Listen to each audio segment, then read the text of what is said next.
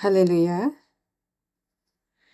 sangat senang bisa kembali dan jet lag, tapi dengan kasih karunia Bapa, Pendeta Samuel dan saya, kami pergi ke New York untuk konferensi pemuda dan em, pela- eh, remaja dan pemuda di New York dan benar-benar diberkati dan memiliki persekutuan dengan saudara-saudara dari luar negeri dan gereja cabang di Amerika. Hari ini adalah pelajaran terakhir dari seri ini.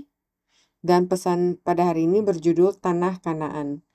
Kita telah menghabiskan setengah tahun awal untuk mempelajari buku ke-8 dari seri Sejarah Penebusan yang dimulai dari 10 Tula di Mesir, lalu Exodus, dan perjalanan padang gurun, dan sekarang kita di sini, di Tanah Kanaan. Haleluya.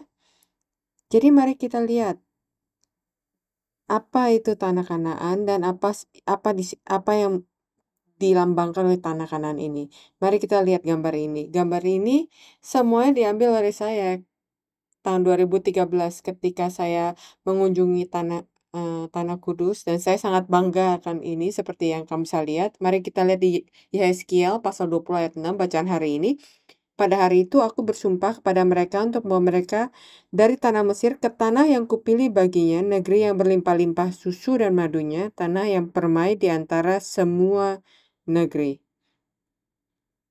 Jadi gambaran dari tanah Kanaan ini adalah yang dimiliki oleh Allah dalam firman-Nya. Yang pertama, tanah Kanaan adalah tanah yang dipilih oleh Allah untuk jemaatnya. Seperti yang kita lihat di Yeskiel pasal 20 ayat 6, kata dipilih itu adalah tur yang berarti mencari, menemukan, atau menjelajahi. Dan ESV diterjemahkan sebagai kupilih. Jadi misalnya tahun lalu kita memiliki tim retret yang mencari tempat retret di desa dan mereka menemukan tempat retret sangat baik. Saya percaya kita sangat diberkati, dan setelah retret kita juga pergi makan siang di restoran sangat enak sekali.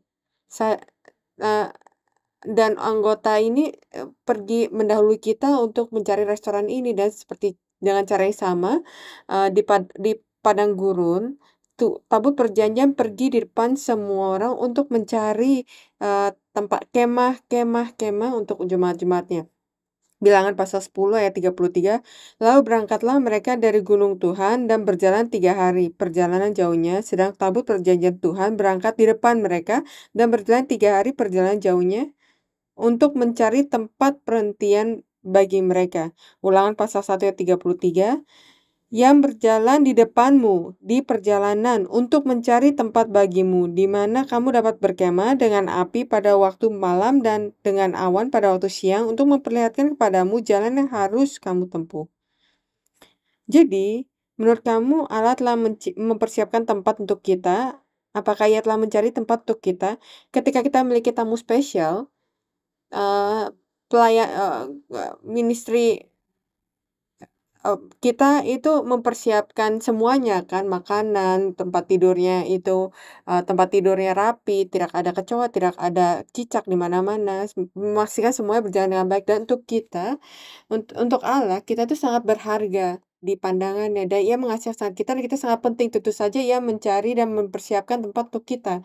Dan dikatakan kalau Ia telah melakukannya bahkan dari fondasi dari dunia ini. Matius pasal 25 ayat 34, dan raja itu akan berkata kepada mereka yang di sebelah kanannya, mari, hai kamu yang diberkati oleh Bapakku, terimalah kerajaan yang telah disediakan bagimu sejak dunia dijadikan. Dan Yesus juga memberikan janji yang sama di Yohanes pasal 14 ayat 2-3. Dikatakan, di rumah Bapakku banyak tempat tinggal. Jika tidak demikian, tentu aku mengatakannya kepadamu, sebab aku pergi ke situ untuk menyediakan tempat bagimu.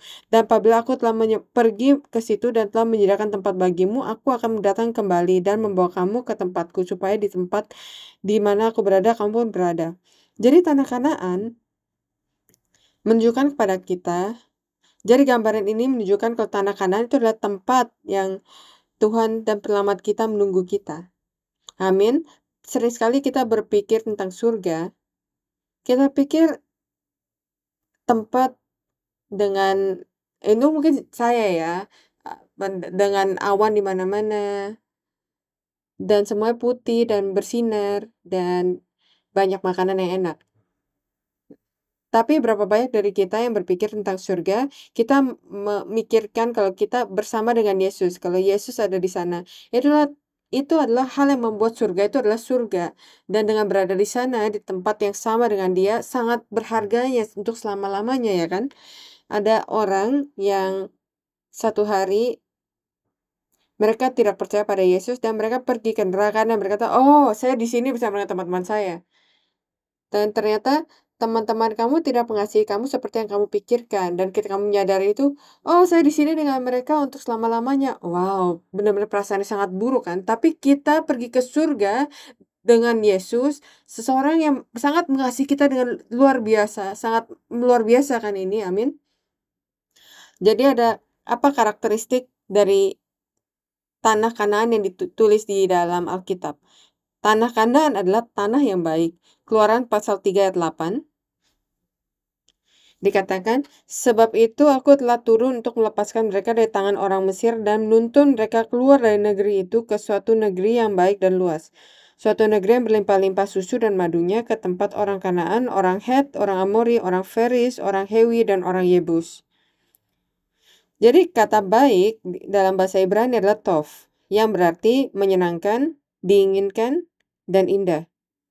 Nah, yang penting adalah Allah sendiri yang menyebutnya tov. Bukan hanya orang yang tidak berhubungan atau tidak penting. Misalnya Vincent van Gogh atau Leonardo da Vinci menyebut suatu lukisan itu baik, maka lukisan itu bisa dijual dengan harga jutaan dolar. Tapi Allah sendiri, pencipta dari seluruh dunia ini, artis yang sangat baik dengan A besar, ia yang melihat mencari tanah Kanaan dan berkata kalau ini tanah yang baik. Betapa berharganya dan baiknya tanah ini, ya kan? Tapi yang masalahnya tanah Kanaan itulah tanah yang dikutuk. Bukannya itu benar? Kejadian pasal 9 kita melihat Nuh ini setelah air bah, Nuh membuat taman anggur dan ia menanamnya, dan anak laki-lakinya Ham menemukan dia pada keadaan yang memalukan dan ia mempermalukannya. Nuh berkata apa yang dilakukan oleh Ham, dan dikatakan di Kejadian pasal 9 ayat 25, "Dikutuklah Kanaan, semoga ia menjadi pelayan dari saudaranya." Jadi kutukannya itu ada pada Kanaan, dan Allah berkata kalau tanah Kanaan ini adalah tanah yang saya inginkan untuk jemaat saya, untuk umat saya. Kenapa? Karena sekarang melalui firman Allah, tanah Kanaan menjadi tempat tanpa kutukan dosa. Melalui firman Allah, kenapa kita bisa berkata hal ini? Karena seseorang telah mengambil dosa itu pada dirinya. Amin. Itu adalah firman Allah Yesus Kristus. Galatia pasal 3 ayat 13. Galatia pasal 3 ayat 13.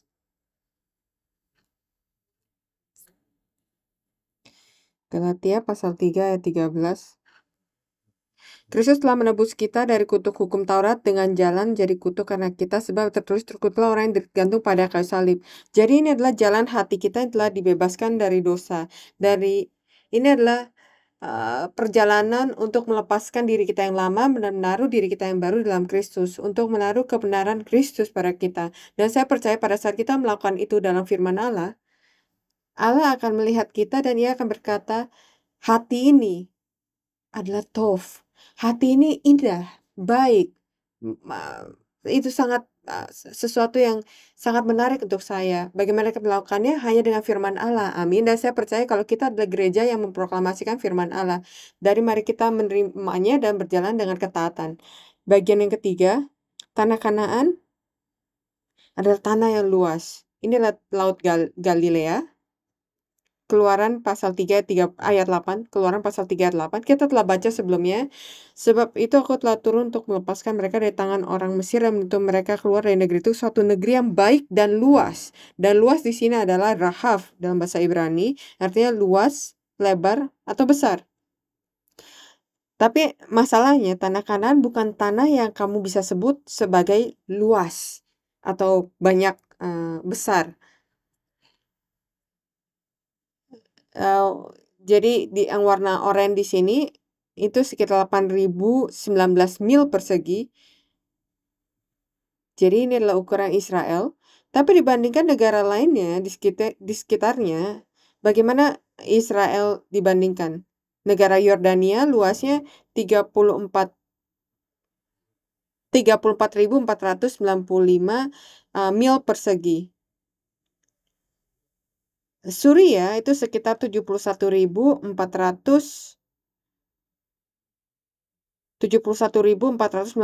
mil persegi. Dan ini bahkan tidak bisa dibandingkan dengan Mesir yang luasnya 390.100 mil persegi. Jadi kalau kita lihat ini, apakah kita bisa berkata kalau Israel adalah tanah yang luas dan besar? Enggak kan? Ini sangat kecil jika dibandingkan dengan negara tetangganya. Dan jangan mulai kalau kamu lihat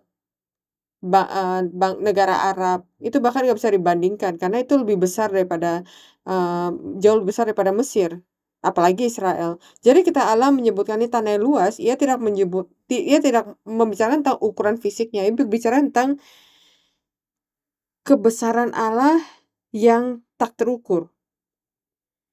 Dan untuk mereka yang percaya, kebaikan yang tidak bisa dilihat oleh orang-orang dengan mata kita, Efesus pasal 1 ayat 18 sampai 19. Dan supaya ia menjadikan hatimu terang agar kamu mengerti pengharapan apa yang terkandung dalam panggilannya, betapa kayanya kemuliaan bagian yang ditentukannya bagi orang-orang kudus, dan betapa hebat kuasanya bagi kita yang percaya sesuai dengan kekuatan kuasanya.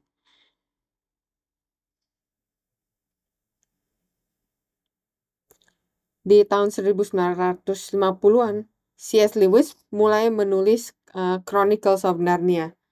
Dan dalam buku ini, kamu mungkin tahu ya, ada tentang anak kecil namanya Lucy yang sedang main petak umpet dan dia bersembunyi dalam lemari pakaian.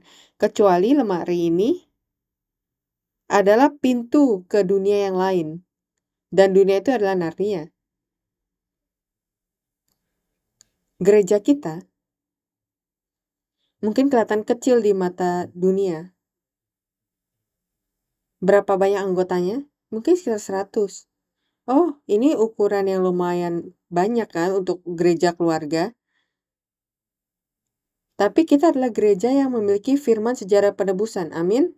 Dan saya percaya kalau kita memiliki dunia yang lebih besar di dalam diri kita karena kita memiliki firman ini. Bukannya ini benar? Sama seperti hidup kita. Mungkin kelihatan kecil dan tidak penting dari luar. Mungkin kita tidak memiliki banyak hal untuk disombongkan. Tapi kita memiliki firman ini dan firman ini mengubah hati kita seperti lemari pakaian yang pergi ke dunia lain dari kasih Allah dan kepenuhan dari Kristus. Efesus pasal 3 ayat 18 sampai 19. Efesus pasal 3 ayat 18 sampai 19.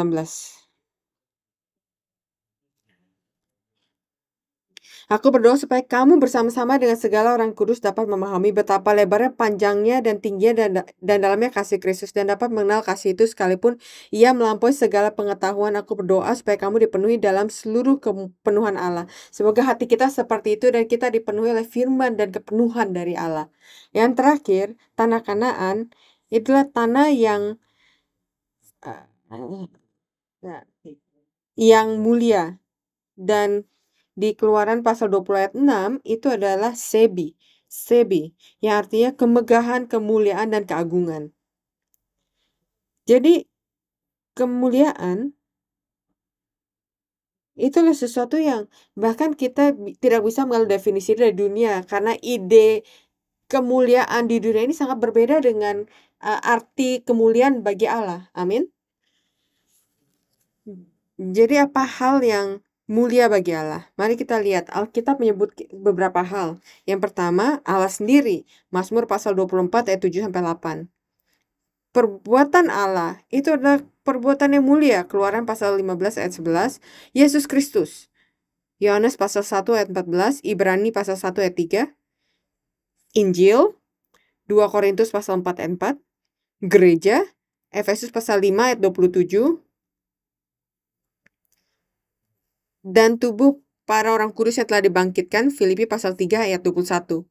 Jadi apa persamaan dari semua hal ini? Semuanya berhubungan dengan firman Allah.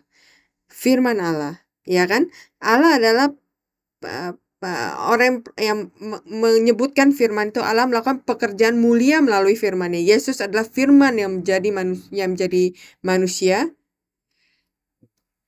Injil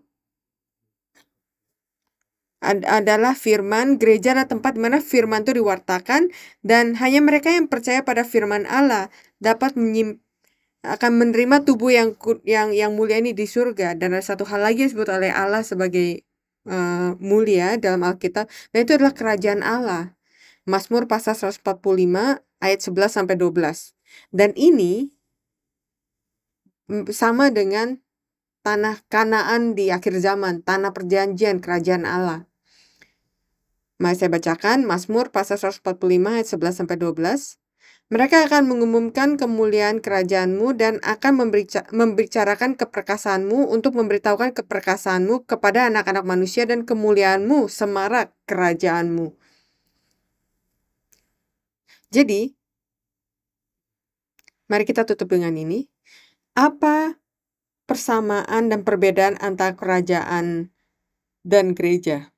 Yang pertama, gereja itu seperti perjalanan padang gurun. Kita sudah belajar kan? Gereja seperti perjalanan padang gurun. Kerajaan Allah itu seperti tanah Kanaan. Gereja itulah di mana firman Allah diproklamasikan. Kerajaan Allah itu adalah di mana firman Allah itu dipatuhi, ditaati. Jadi itu sebabnya di Alkitab, kamu ingat Yesus berkata hal seperti ini,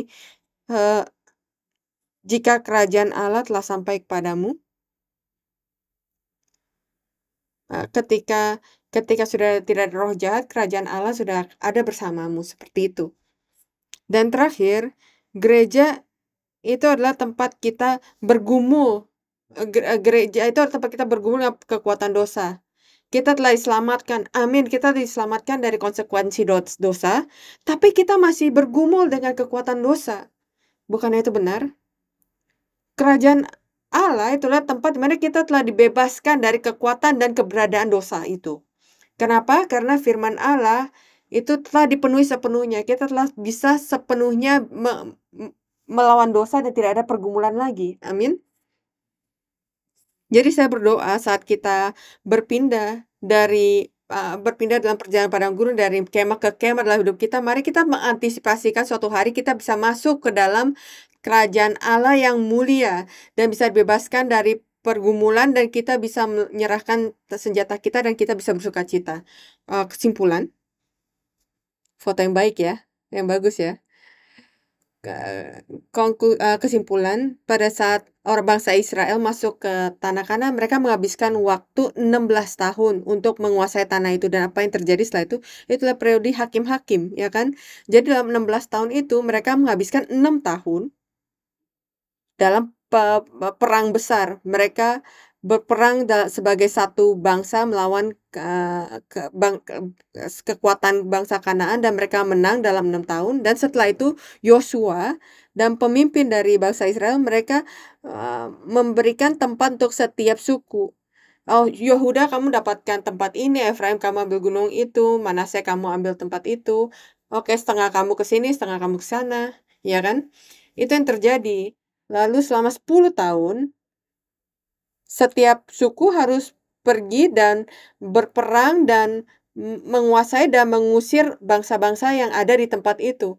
Apakah mereka sukses? Pasal pertama dari hakim-hakim, enggak. Mereka nggak sukses ketika mengusir orang-orang yang tinggal di tanah itu.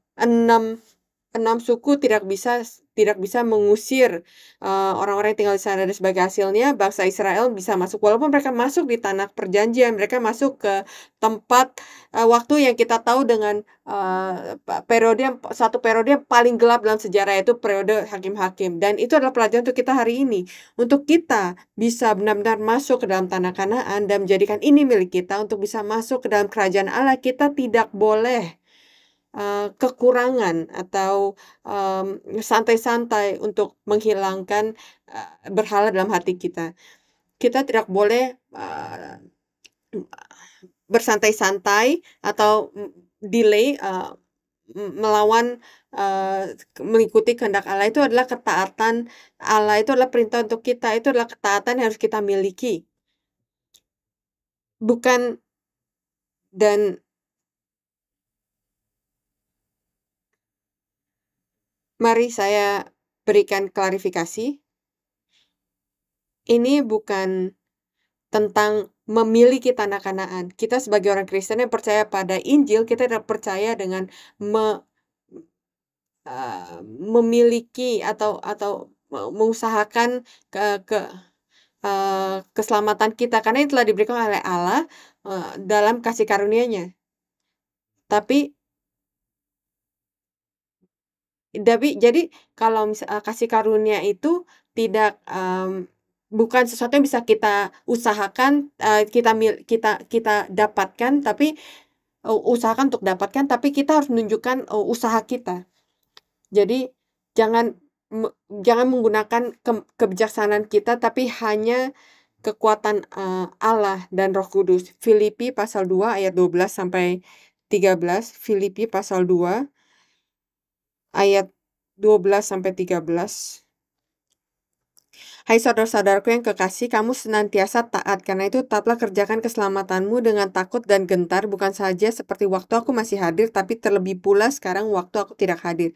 Karena Allah lah yang mengerjakan di dalam kamu baik kemauannya maupun pekerjaan menurut kerelaannya. Jadi saya ingin menutupnya dengan lirik dari lagu Hora Conference, itu artinya melihat ke belakang. Dan liriknya seperti ini, karena saya benar-benar memikirkan tentang perjalanan padang gurun dan perjalanan yang kita lalui, dan saya pikir ini benar-benar berbicara dengan kuat dalam diri saya, dan dia berkata, "Saya tidak ingin melihat ke belakang dan melihat seluruh trofi yang telah saya miliki, tapi akhirnya saya kehilangan jiwa saya. Saya tidak ingin melihat ke belakang dan melihat seluruh hati yang telah saya menangi, tapi kehilangan orang-orang yang mati untuk saya." Saat kita melanjutkan menuju tanah perjanjian, mari kita hidup sesuai dengan, tidak ada penyesalan. Tidak ada penyesalan untuk mengusir, berhala dalam hidup kita. Mari kita lakukan ini melalui firman, melalui Roh Kudus. Dan pada saat kita menyanyikan puji-pujian ini, setelah khotbah ini, mari kita bawa kepada Allah dan berdoa supaya Allah hanya berikan Yesus pada kita. Mari kita berdoa. Allah Bapa, kami bersyukur Engkau memberikan waktu untuk kita, supaya kita bisa menerima firman ini. Ada harapan untuk kerajaan Allah yang menunggu kita pada akhir dari dunia ini. Allah Bapa, bantu kami untuk menerima kekuatan dari firman-Mu, untuk menerima kekuatan untuk bisa taat pada firman-Mu, untuk hidup sesuai dengan firman-Mu. Bapa, bantu hati kami supaya firman bisa berubah menjadi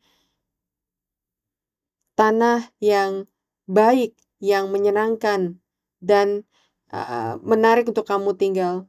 Penuh hati kami dengan kasih Kristus dan kepenuhan dari Allah. Bapa, Tuhan, kami berdoa kebenaran Allah bisa memenuhi hati kami dan Engkau memanggil hati kami sebagai tanah yang mulia. Kami tidak ingin menyombongkan kemuliaan kami, tapi hanya kebenaran dari Yesus. Dan kami bersyukur Bapa, kami menyerahkan seluruh ibadah ini ke dalam tangan-Mu. Dalam nama Yesus Kristus. Amin. Mari kita bersyukur pada Allah.